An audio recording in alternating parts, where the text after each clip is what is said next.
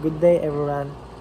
I will present to you the history of my hometown.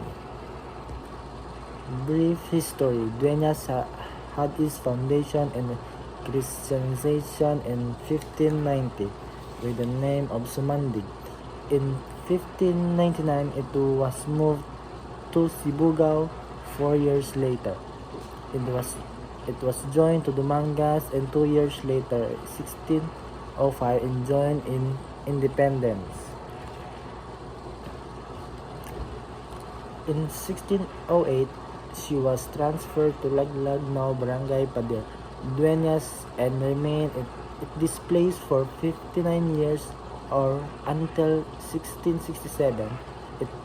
It had only 5 barrios, namely Sumandig in the lowlands, and Misi, Kamandugan, and Malonor in the upland.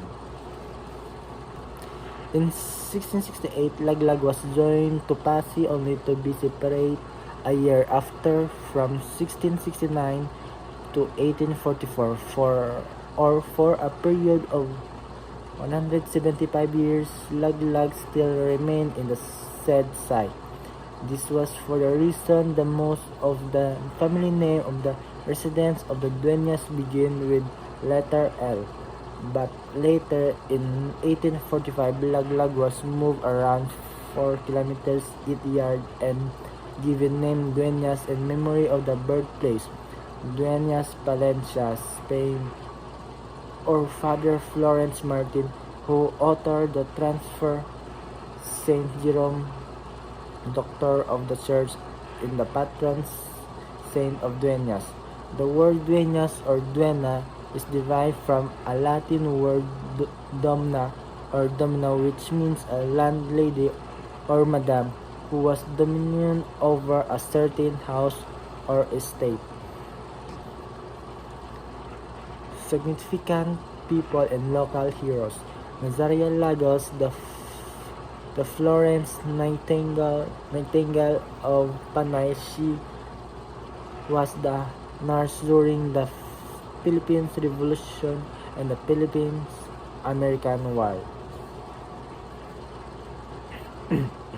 Teniente Gimo, Lieutenant Gimo, an urban legend that originated the Dueñas, a town in Iloilo. Based on the story in our town, Gimo had a daughter who was studying at a university in the city. During their vacation, her daughter invited one of her friends for a hometown visit. Maria immediately accepted her friend's invitation since she was never been to the town before. Little did she know the friend's family was rumored to be a clan of Aswang. Geography.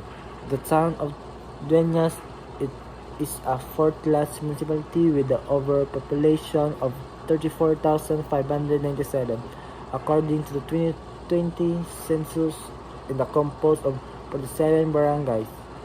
Dueñas have 44 kilometers to 27 miles from Iloilo City. Dueñas River Jalawar is known for its first-class quality of sands and gravel and become the quarry capital of Western Visayas. Total area of 90.52 kilometers, 34.95 hectares miles. Elevation 55 meters. Highest elevation 264. Lowest elevation 26 meters. Culture.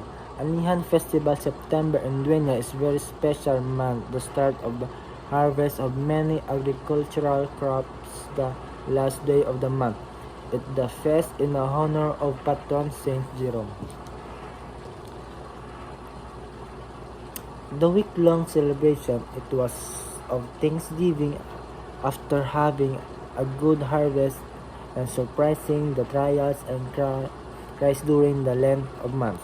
The Anian Festival stands for Dueñas being an agricultural area that mainly depends on agriculture as in a major source of livelihood out of the municipality, 9,052 hectares or 86% or approximately 7,800 hectares are devoted of the agriculture. Dueñas belong to the top 10 municipalities in terms of agricultural crops production, particularly rice and rainfall areas in the province of Iloilo.